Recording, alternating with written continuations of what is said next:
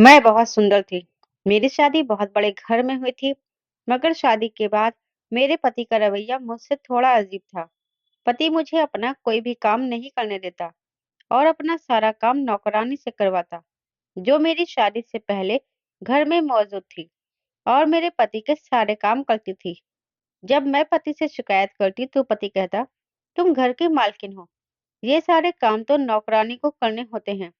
एक रात मुझे पानी की प्यास लगी और मैं पानी लाने किचन में गई तो मेरे होश उड़ गए। मेरा पति उस नौकरानी के साथ। मैं बहुत सुंदर थी। मेरी शादी एक बहुत बड़े घर में हुई थी। शादी के बाद मैं बहुत खुश थी और खुद को बहुत सौभाग्यशाली मान रही थी कि इतने बड़े घर की मालकिन बन गई हूँ।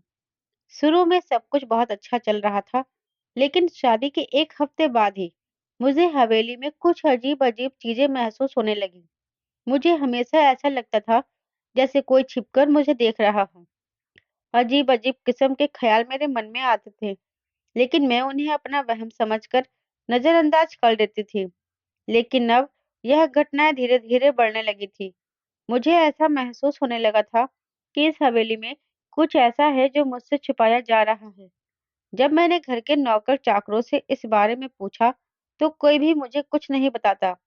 रात के समय अक्सर मेरी नींद खुल जाती थी, क्योंकि मुझे दरवाजे पर जोर-जोर से दस्तक देने की आवाज सुनाई देती।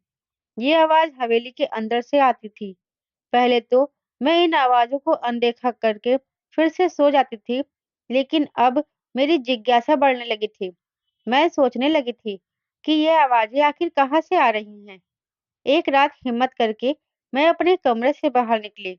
मैं उन आवाज का पीछा करते हुए हवेली के एक कोने में बने एक कमरे तक पहुंच गई।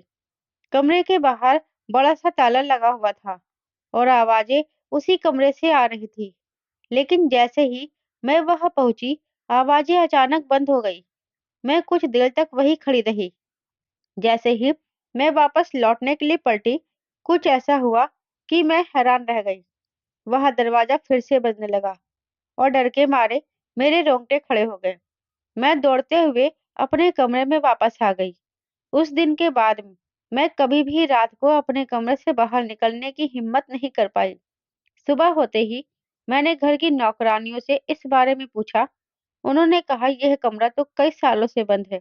वह दिन के समय भी कोई नहीं जाता, तो रात के समय कौन जाएगा? आपने कोई सपना देखा होगा या आपका वहम होगा, लेकिन ऐसा कैसे हो सकता था? मैं रोज उस कमरे से आती हुई आवाजें सुनती थी। शुरुआत में डर के कारण मैं कुछ नहीं कह पाई थी, लेकिन धीरे-धीरे जैसे ही मैंने अपने डर पर काबू पाया और दिमाग लगाना शुरू किया, मुझे एहसास हुआ कि जरूर कुछ ऐसा है जो मुझसे छिपाया जा रहा है। वरना ऐसा कैसे हो सकता था कि एक कमरे से आवाजें आती हैं और वह सिर्फ मुझे सुनाई देती है।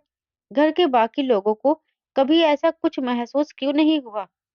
यह सोचकर मुझे और शक हुआ। मैंने तय कर लिया कि मैं इस रहस्य को जानकर रहूंगी और फिर एक रात मैंने उस बंद कमरे को खोलने की कोशिश की, यह सोचे बिना कि आगे मेरे साथ क्या होगा। जैसे ही मैंने उस कमरे का दरवाजा खोला, तो सामने का दृश्य देखकर मेरी आत्मा कांप उठी, क्योंकि उस कमरे के अंदर मेरा नाम अदिति है और मेरा ताल्लुक आगरा से है। मैंने एक हिंदू परिवार में जन्म लिया। अपनी माता की तरह मैं भी देखने में बहुत सुंदर थी और यही वजह थी कि मैं किसी को भी अपने सामने कुछ नहीं समझती थी। मेरी माँ मुझे हमेशा समझाया करती थी कि यह सुंदरता और बाकी सब कुछ भगवान की देन है। इस पर इतना घमंड मत करना, अच्छी बात नहीं होती। लेकिन उस समय ना तो मैं कुछ समझने के लिए तैयार थी और ना ही कुछ समझना चाहती थी। मैं सच धज कर तैयार होकर कॉलेज जाया करती थी। सब लोग मेरी खूबसूरती से बहुत प्रभावित थे और कोई भी मेरी तारीफ किए बिना नहीं रह पाता था। कॉलेज में भी बहुत सारे लड़के मुझे पसंद करते थे, लेकिन मैं किसी को भी ज्यादा भाव नहीं देती थी। मैंने अपने सपनों के राजकुमार के जैसे जो ख्वाब देखे थे, उन लड़कों में से कोई भी वैसा नहीं था। मुझे किसी बहुत ही खूबसूरत और अमीर लड़के से शादी करनी थी, ताकि मेरी आगे की जिंदगी अच्छी गुजरे और मैं एक सुखी और शानदार जीवन जी सकूं। मुझे प्यार मोहब्बत से कोई मतलब नहीं था, क्योंकि मेरा मानना यह था कि ये सब कहने सुनने तक तो ठीक है, लेकिन इसके पीछे अपनी जिंदगी बर्बाद कर लेना एकदम बेवकूफी है। मैं उन लड़कियों में से बिल्कुल भी नहीं थी जो प्यार के जाल में फंसकर किसी कंगाल का हाथ थाम ले और अपनी पूरी जिंदगी बर्बाद कर ले। मुझे यह बात अच्छी लगती थी कि मेरी खूबसूरती से प्रभावित होकर बहुत से लोग मुझसे प्यार करते हैं।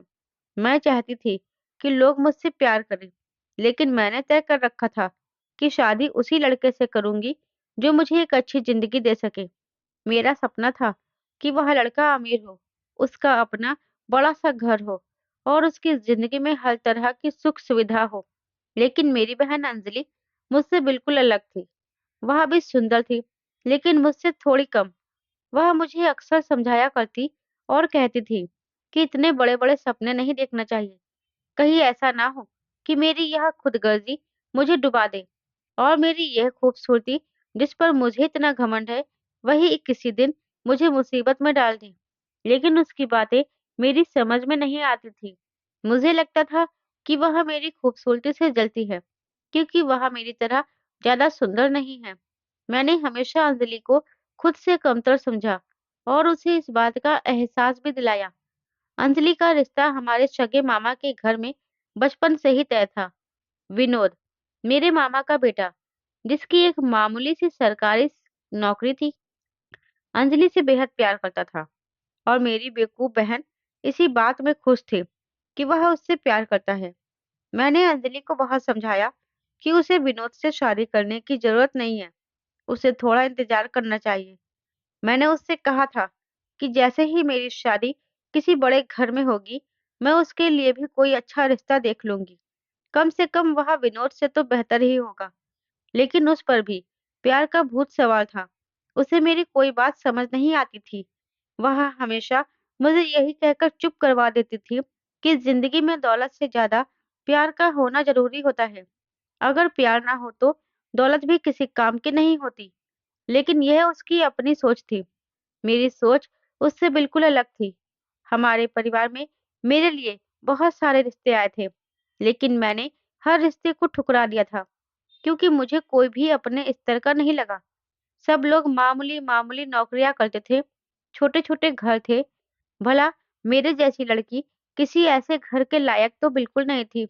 मुझे तो किसी बड़े महल की रानी बनना था। सिद्धांत, जो मेरी मासी का बेटा था, बचपन से मुझसे प्यार करता था। उसने बहुत कोशिश भी की थी कि मैं उसके प्यार को कबूल कर लूं, लेकिन मेरे लिए ना तो उसकी कोई अहमियत थी और ना ही उसकी इस मोहब्बत की। वह मुझसे शादी करना चाहता था, यह बात मैं अच्छी तरह से जानती थी। मासी मेरे लिए रिश्ता भी लेकर आई थी। मेरी मासी को इस बात पर कोई ऐतराज नहीं था, लेकिन मुझे इस बात पर आपत्ति थी। मैंने सिद्धांत के सामने यही शर्त रखी थी कि अगर वह सच में मुझसे प्यार करता है और मुझसे शादी करना चाहता है, तो उसे किसी काबिल बनना पड़ेगा। उसे अपनी मोहब्बत को साबित करना पड़ेगा। खूब सारा पैसा कमाना होगा, तभी मैं उससे शादी के लिए राजी होंगी। इसी वजह से सिद्धांत अपनी मोहब्बत को साबित करने और पैसा कमाने के लिए विदेश चला गया था। उसने मुझसे वादा किया था कि वह जल्दी लौट आएगा। मुझे बस उसका इंतजार करना होगा। मैंने भी कह दिया था कि मैं उसका इंतजार करूंगी, लेकिन फिलहाल मेरा ऐसा कोई इरादा नहीं था। हाँ, उसके तसल्ली के लिए और उसके जाने से पहले परिवार वालों के सामने एक छोटी-सी सगाई की रस्म कर ली गई थी, ताकि सिद्धांत वहां जाकर मन लगाकर मेहनत करे और जल्दी वापस आए। मेरे लिए इस सगाई की कोई खास अहमियत नहीं थी। मैंने यह सगाई सिर्फ अपनी मासी के जोर देने पर की थी। श्रेया मेरी बचपन की सहेली थी।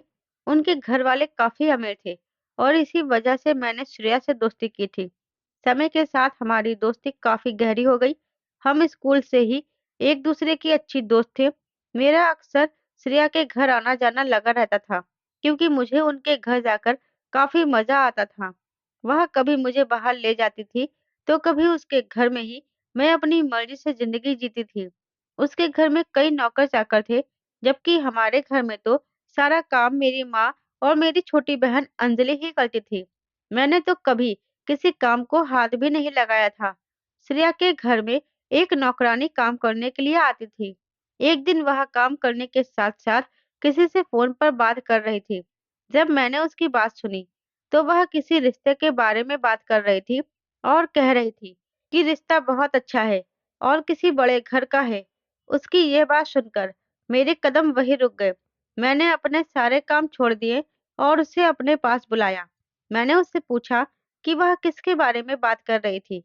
तब उसने मुझे बताया कि वह एक रिश्ते करवाने वाली थी और वह बड़े-बड़े अमीर घरों में रिश्ते करवाती है। चूँकि वह कई घरों में काम करती है, उसका बड़े अमीर घरों में आना-जाना लगा रहता है, इसीलिए उसे यह भी पता होता है कि वे लोग कैसे हैं। फिर जब कोई उससे रिश्ता कराने के लिए कहता है, तो वह उसका रिश्ता बहुत अच्छे और बड़े घर में करवा देती है। वह एक बार लड़का और लड़की की मुलाकात करवा देती है और अगर दोनों एक दूसरे को पसंद कर ले, तो रिश्ता पक्का हो जाता है। उसकी बात सुनकर मैं पहले हैरान हुई थी, लेकिन फिर किसी गहरी सोच में पड़ गई थी। बात तो उसकी बिल्कुल सही थी, क्योंकि वह काम करने वाली थी। इसी वजह से उसका बड़े-बड़े घरों में आना-जाना तो होता ही था। मैं घर वापस आ गई और इस बारे में सोचती रही। बहुत सोचने के बाद मैंने फैसला कर लिया कि मुझे क्या करना है। अगले ही दिन मैं दोबारा श्रेया के घर गई और श्रेया से छिपकर उसकी नौकरानी को फिर से बुला लिया।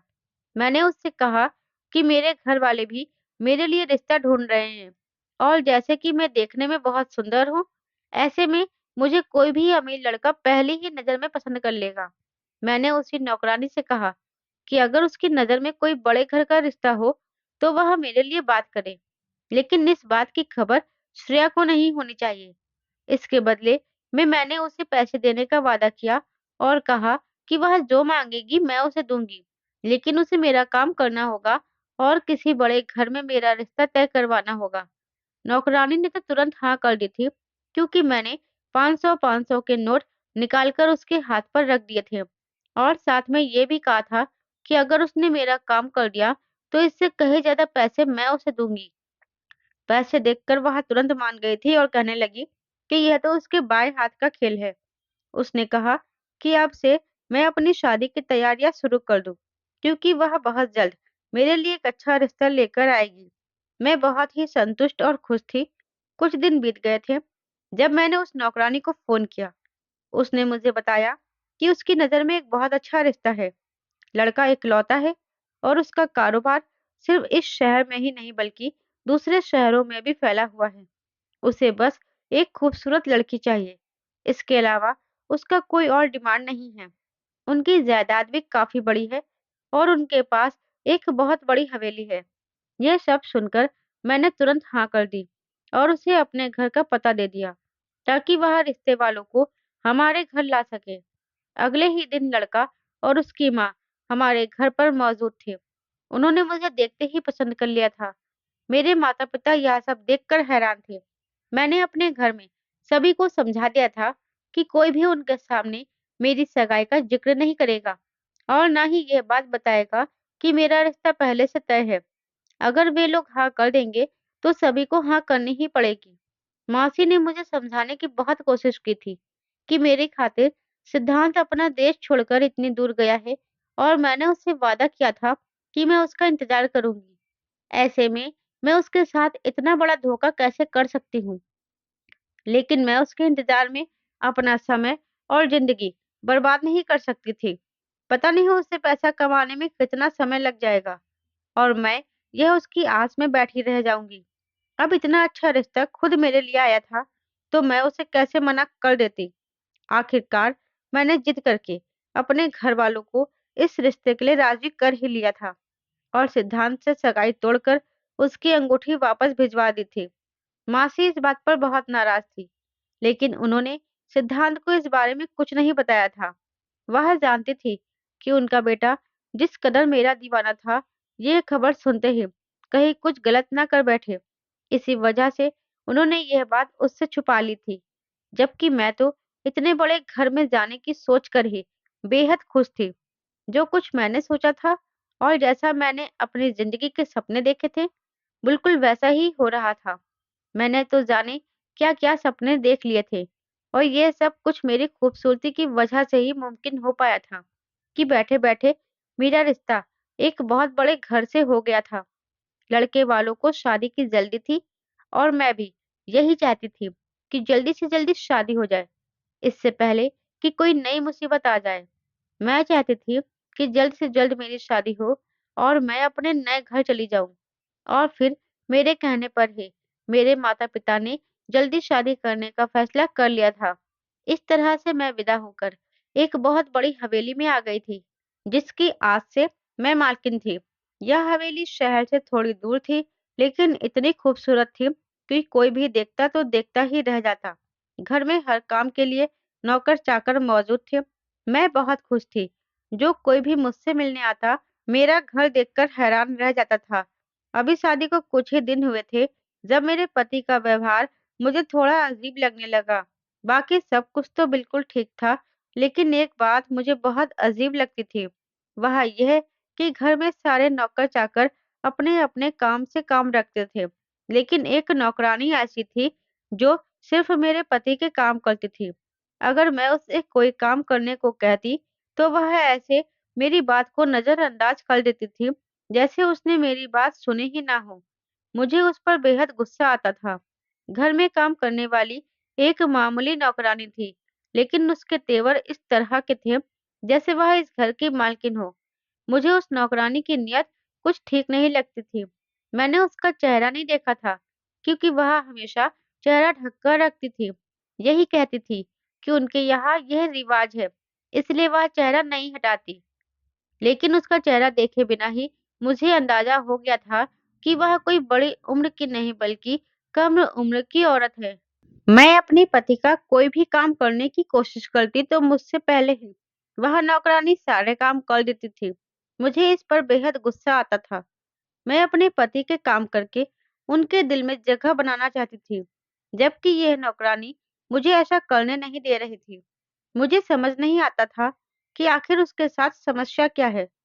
जब मैंने अपनी सास से इस बारे में बात की, तो वह कहने लगी कि इस घर की नौकरानी है। नौकरानी का काम घर के काम करना ही होता है। ऐसे में मुझे उसके काम करने से क्या परेशानी है? और जहाँ तक बात यह थी कि वह सिर्फ मेरे पति के काम करती है, तो यह नौकरानी उन्होंने शादी से पहले ही अपने खास कामों के लिए अलग से रखी थी, ताकि उनके हर काम समय पर हो जाए और उन्हें किसी तरह की परेशानी ना हो। बाकी नौकर दूसरे कामों में लगकर अक्सर उनके काम भूल जाते थे, जिससे उनके काम समय पर नहीं हो पाते थे और यह बात उन्हें सख्त नापसंद थी। इसलिए उन्होंने अपने कामों के लिए अलग से नौकरानी रखी थी और सख्ती से कहा था कि वह उनके कामों के अलावा और कोई दूसरा काम नहीं करेगी। मेरी सास ने मुझसे कहा कि वह इस घर की नौकरानी है और मैं उसे उसका काम करने दूं। मैं इस घर की मालकिन हूँ और मालकिन बनकर रहूं, लेकिन फिर भी मुझे वह नौकरानी अपने घर में बिल्कुल भी बर्दाश्त नहीं थी। अभी मैं इस घर में नहीं थी, इसलिए मैं थोड़ा सा सहन कर रही थी, लेकिन मुझे उस नौकरानी से बहुत नफरत होने लगी थी। मुझे ऐसा लगने लगा था जैसे वह जानबूझकर मुझे तंग करने की कोशिश करती है। क्योंकि जब भी मैं अपने पति का कोई काम करने की कोशिश करती, तो मुझसे पहले ही वह काम वो कर दिया करती थी। अभी उस नौकरानी का कोई हल नहीं निकला था कि एक नई मुसीबत मेरे गले पड़ गई थी। अभी मुझे इस घर में आए हुए 1 हफ्ता ही हुआ था, जब मुझे रोज रात को एक अजीब-सी आवाज़ सुनाई देने लगी थी। ऐसा लगता था जैसे कोई दरवाज़ा पीट रहा हो। अक्सर रात को मेरी आँख खुल जाती थी और जब भी मेरी आँख खुलती, मुझे यह आवाज़ सुनाई देती।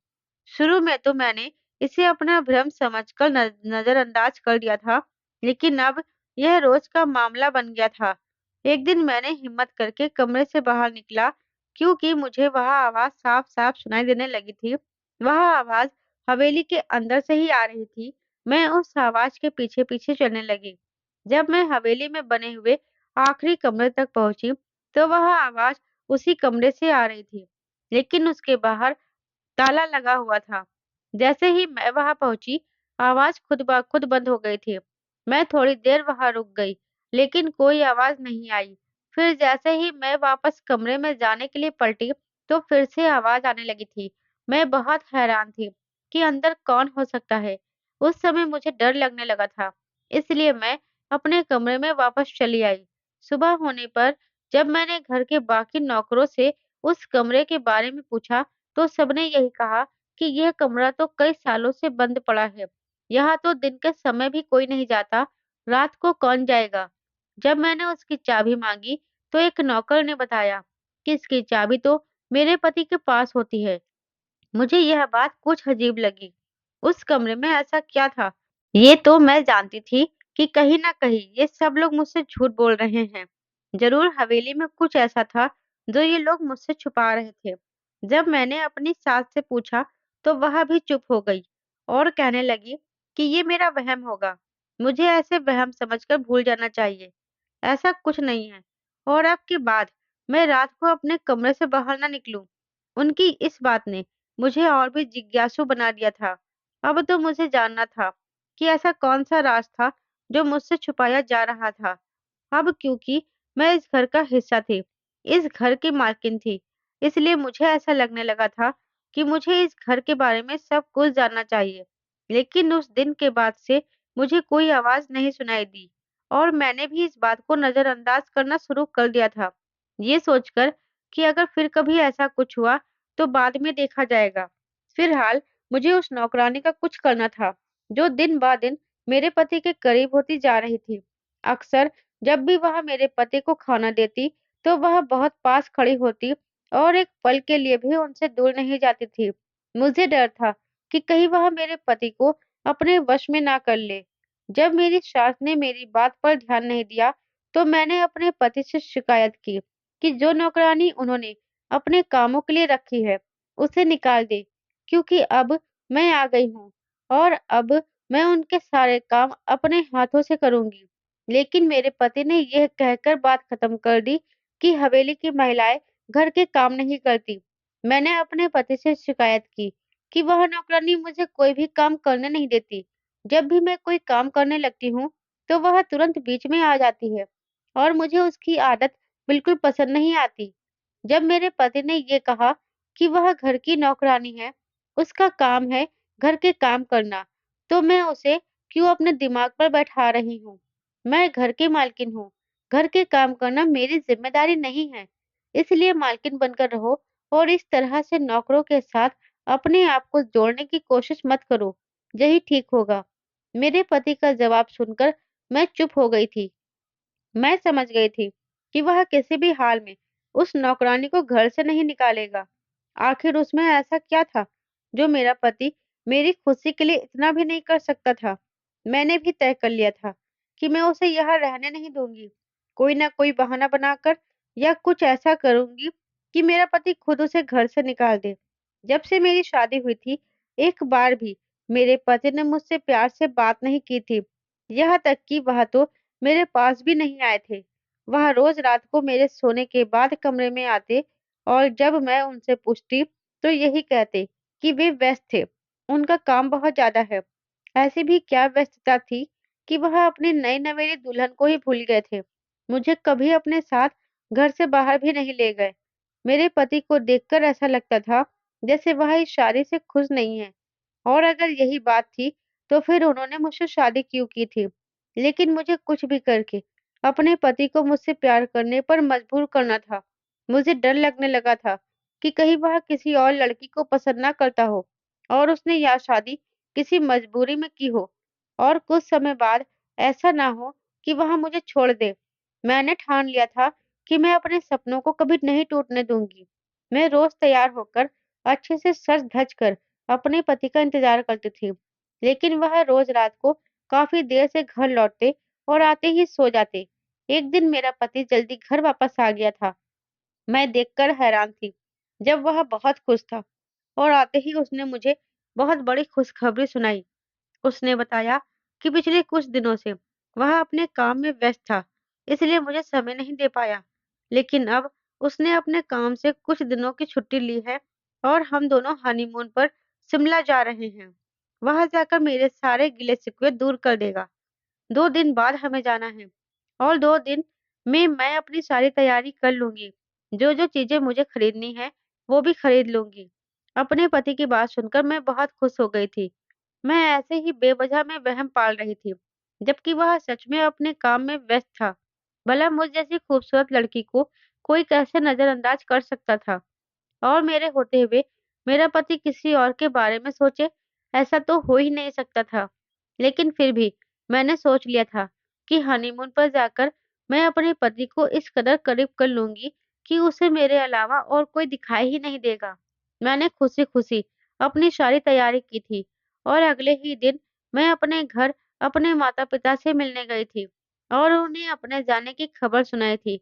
इसके साथ ही मैंने अपनी सारी सहेलियों को भी बताया था।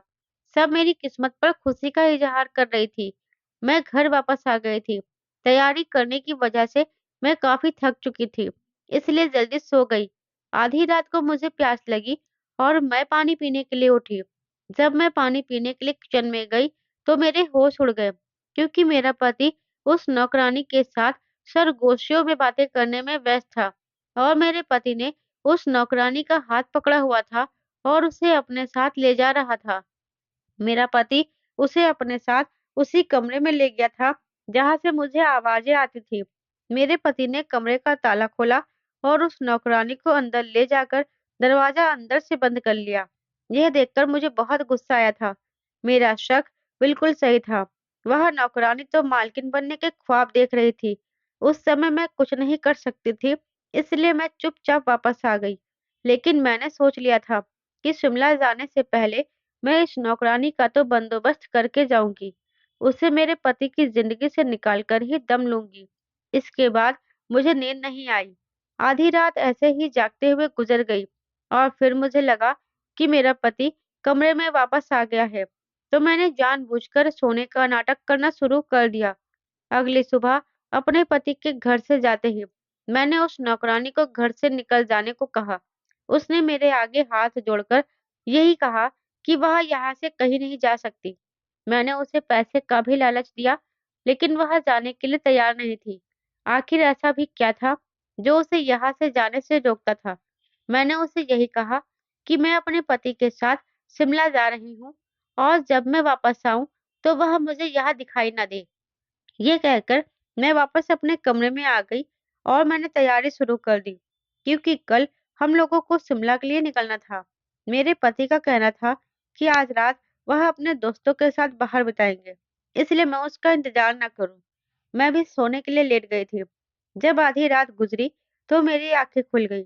मुझे फिर से वही आवाज सुनाई देने लगी, जैसे कोई दरवाजे को पीट रहा हो। आज तो मेरा पति भी घर पर नहीं था। मैंने सोचा, क्यों ना शिमला जाने से पहले इस राज को जान लिया जाए। और मेरा पति भी तो उस नौकरानी को उसी कमरे में ले गया था। आखिर वह ऐसा भी क्या था? मैंने अपने पति के सामान से उस कमरे की चाबी तलाश की और अपने कमरे से चुपचाप बाहर निकली। उस दरवाजे के बाहर आकर खड़ी हो गई और आज मैं इस राज से पर्दा उठाना चाहती थी, इसलिए मैंने उस ताले को उस चाबी से खोला।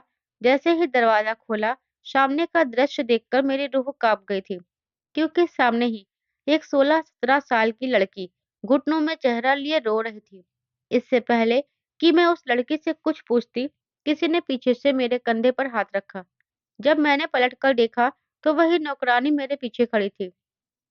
मुझे समझ नहीं आ रहा था कि यह सब हो क्या रहा है। जब उस नौकरानी ने मुझे सच बताया, तो सचमुच मेरे पैरों तले से जमीन खिसक गई थी। उसने मुझे बताया कि यह लड़की उसकी बेटी है, जिसे उस कमरे में कैद किया गया है और इसी कारण वह इस हवेली से कहीं नहीं जा सकती।